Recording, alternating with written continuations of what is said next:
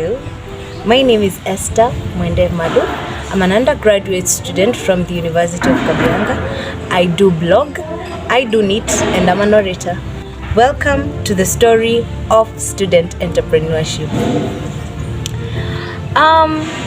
Joining campus as a first year, you are totally dependent on your parent. And I mean totally dependent on your parent. There's a meme I came across today, and the meme was featuring the financial state of students. It was saying that when you're in first year, you're given 500 shillings, Kenya shillings per day. When you're in second year, you're given 500 Kenya shillings per week. When you're a third year, you're given 500 Kenya shillings per month. But when you're a fourth year, man, they give you a reverse call asking you every time when you're going to graduate. And this brings me to a point where we ask ourselves, where do I get the extra cash to spend? Because honestly, being a campus student, you have these little yet very essential needs. For instance, when you attend a friend's birthday, you will most often be pushed or compelled to give a present. Where will you get the money from? Assuming you have you want to hang out with your friends, take your friends out for a treat or something, you will need some cash. When you need to upgrade your wardrobe, every student always needs to upgrade their wardrobe. Where will you get the finances from? And this brings us back to the story, the student entrepreneur. What better way to learn except by other people's experiences? How else will you get a business idea or any other testimonial in the business you would like to start, if not from hearing it from another person? We are going to be featuring undergraduate students from the University of Kabianga who are trying to make it and who are making it in the entrepreneurial sector. Journey with us.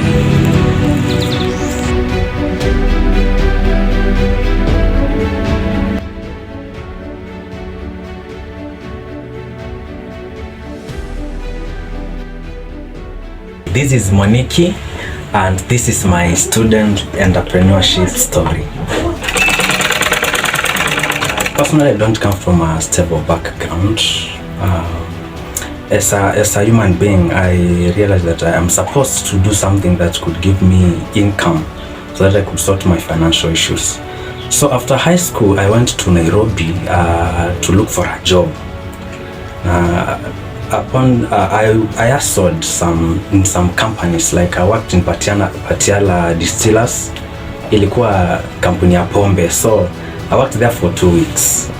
I went back home. Now nilikuwa naenda kanisa, so siku moja in July 2017 I met a guy by the name of Shuji. So nilifika kwake nikapata kona mashini ya kushona. Kaniambia yeye hufanya repairs, huwa anashona nguo but ajui vizuri. Nikaamua like, why can't I join this man and we do this thing?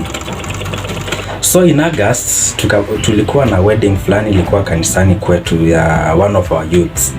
So I told this guy, si ni kutafutia watu tufanye na wao hiyo wedding.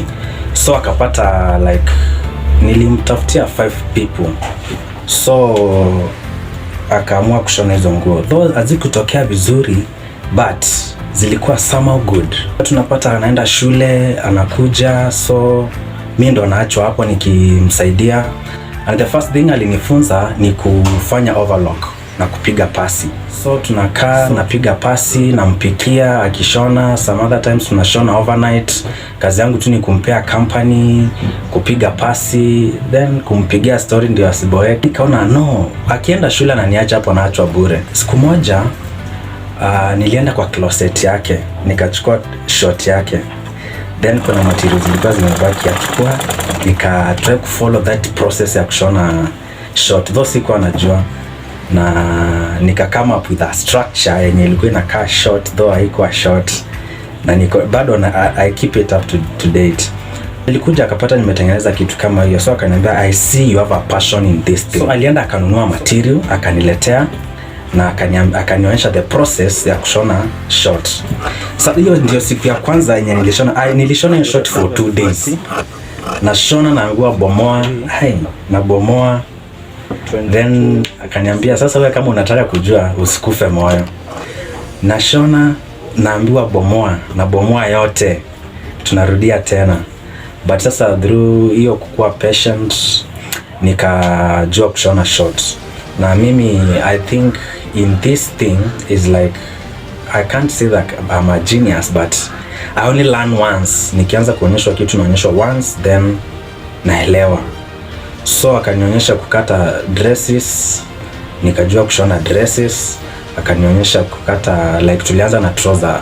Trouser is the most complicated thing kwa mwenye anaanza. So nilianza na trouser. So meaning that hizo vitu zote ziko hapo chini I can do them as well. Tunaangalia YouTube, tunaangalia how to make a trouser. Yet tunajua but you want to know more. Then tunaingia kwa dress, how to cut a dress, then how to cut a shirt.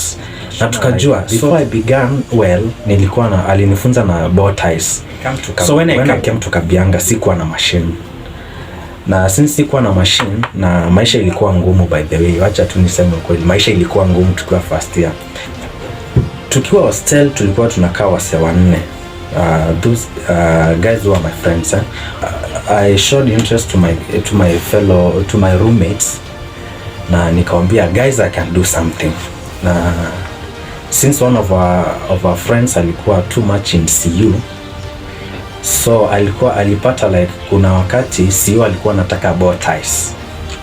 So nikamwambia jamaa, now go and secure that and you bring hiyo kazi tuifanye pamoja. So tukakuja tukatengeneza bow ties. Actually hiyo siku we had nothing in the room yenye tungespend kukula. Hakuna mtu alikuwa na pesa, hakuna mtu alikuwa ametumia pesa. Then nikaketi chini kushona. I made 20 bow ties na zote zikanunuliwa at 100 shillings each. So that was one of the motivations yenye tulipata, like if we can hand this thing within hours then we can do better. So tukauza hizo bow ties tukapata close to 2000 shillings. The input was 190 shillings. So it happened like the following week kulikuwa bado na night, so I don't know, worship night. Then walikuwa nataka bow ties za black. I did the same. So kapata like tuko na pesa tunaweza tumia. Walikuwa wanaenda wana advertise kwa watu na kuja natengeneza wanaenda kuuza, tunapata pesa ya kukula. So I told these guys me I think now I'm supposed to buy a machine. So by then my parents wanted me to do CPA, but nilikuwa nimeona kuna hizi financial challenges, like if they couldn't be able to afford kunitumia pesa frequently. But now CPA requires a lot of time, a lot of input, financial input. So I told my dad like, no, me I want to CPA. Give that amount, I'll buy a machine. So babangu akakataa, then like you have to do CPA. Then I told him, now if I did CPA, I will keep on repeating those units. Like sita manage kusoma na nifanye kitu kingine. So akanipea hiyo 5,000. I remember nikirudi shule alinipea only that 5,000 bila kunipea anything. So I went to my pastor, Bishop Wade. Nikamueleza like my dream yenye nataka kufanya. So akaniambia okay, I'll support you. He bought me the first machine. I bought the first machine at 5,000 shillings, a single line machine. Then when nilifika I paid rent, nikanunua chakula na nika-install machine yangu. Then the following day I had no shilling in my pocket. Then I was like, wow, will I manage? Hakuna mtu anajua na shona. Then how am I going to go about it? So nikamua now begin with doing repairs for the students. Nilikuwa natoka kwa nyumba na bag, natembea hadi hostel, naenda nikieleza watu like I do this and this and this. Wananipea nguo zao, naenda kwa nyumba yangu, I do the repair, then I come back na waletea. That was 2.1 in 2018. Ukapata like watu wameshajua nafanya kuna kitu nafanya, so walikuwa wanaleta repairs. Now of course there are some challenges because some students they were intimidating me like umekuja campus kufanya kazi ya wamama. Then I'm like, wow, will I manage? but sasa nilikuwa najua kenye nilikuwa nataka, so siku ingiwa na hiyo kabaridi kati nitakuwaje fundi. So in 2.2 kulikuwa na elders weekend, ilikuwa led by the name Dorcas Isaboke na Alma Helen. They came to me wakanieleza like kuna elders weekend, like some of the students watakuletea nguo shone, but then I was not confident about making any like hata sikuwa used to, but niliamua kujipea confidence yenye niliambiwa na my teacher na Onesmus Muthui, like ukiletea nguo usiseme hujui kushona, chukua na uombe Mungu atakupea hiyo maarifa ya kufanya hiyo kazi. Sikuambia sijui, nikamwambia walete. None of them after kuwashonea alikuja kuniambia like nimefanya kazi mbaya. They were all good. After that walikuwa natoka kwa nyumba zao wananiambia like nilipewa ikitenge nikiwa first year na mzazi na sijaipata mtu anaweza nishonea. So wananiletea, wakiniletea na washonea, so wanaridhika. That's how I began getting customers. Since then no one has ever paid my school fees, no one has ever paid rent. Hakuna mtu amejua kenye nakula. So hiyo determination ya kuwa na bright future iliniwezesha to work hata kama ni overnight. Customers akakuwa wengi. Nilikuwa tu na machine moja, siku hata na overlock machine, but nikamua now I want to make my work more perfect. So I went ahead nika accumulate some money from my savings. I bought an overlock machine, this one here. I bought the overlock machine. Tukaenda long holiday. When nilienda long holiday, now the guys when nilikuwa nashonea nguo, elders, whenever they had functions in their churches or wakiwa nyumbani like the wedding, venye elders walimaliza tukaenda holiday. So during that holiday whenever walikuwa na function kwa kanisa yao wananiitia kazi.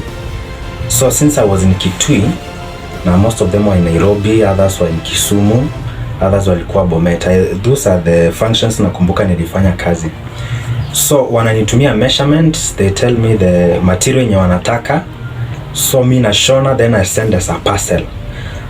By grace of God hakuna yenye ilikuwa inaleta shida, so zote zilikuwa zinawafit poa na wanaridhika. So nilikuwa na work na referrals. Students they refer their fellow students to me, so natengenezea huyu anaenda na kuja na customer wengine, hivyo tukagrow. So make sure like during weekends wakati customers wanajua like sishoni, I get some time and read. Mi husema kazi ni kazi, but I called this guy Victor Mtili na nikamwambia now you have to learn this whether you want it or not, na akakuja nikamfunza. So alianza tu mali nilianzia, niko namfunza overlock. Now since nianze 4.1 he has been doing the overlock neatly, na anapiga pasi. Nimemtrain kushona bow ties, anashona bow ties. So nikiwa na kazi ya bow tie naielekeza kwake. For me I was trained for free, so I decided to do it for students for free. So alipotu nipigia tu simu nikuje tuendelea anionyeshe, nilikimbia sana nikakuja. Na nilipoanza kushona overlock aliniambia mtu kata nguo ya customer. so nikaogopa. Na nikiendelea vitu nikakata ile nguo ya customer, then nikashtuka. Akaniambia hivyo ndo mtu huwa analala. Pia ningeadvise tu watu wengine, kama uko na tu skill fulani ambayo uko nayo, usipende ukue nayo kwa peke yako. Pia unaona kama ni God, for example tuseme kama ni glass iko na soda imejaa, you need to kutoa hiyo soda ndo for example kama ni kitu kingine ingizwe. So ile aspect ya kutoa hiyo skill uko nayo kupea watu wengine, ndo pia hata God una create space, God anakuongezea zingine. So namshukuru sana amenifunza. Meanwhile I'm doing suits, full suits, then African wear, dresses, all sorts of shirts. Then I have a dealer who deals with shoes. If kama unataka ku match big kiatu, niko na fundi mwenye anashona kiatu, then every other design, bags, these customized bags, all those things. Na in case unataka uko na nguo yako unataka imodeliwe na different design, I do that. We got a company by the name Kakaones Fashions. We tunaita Co-Fashions Limited. It is based in Kitui County, next to National Bank. So ukitafuta Kakaones Fashions Limited utatupata on Facebook, Kakaones Fashions, on Instagram Kakaones Fashions, Twitter Kakaones Fashions. Hivyo tu, like utatupata in then namba ya simu kwa mwenye atataka, you can call me anytime, ni 0740 53 22 56. Ukipiga utanipata.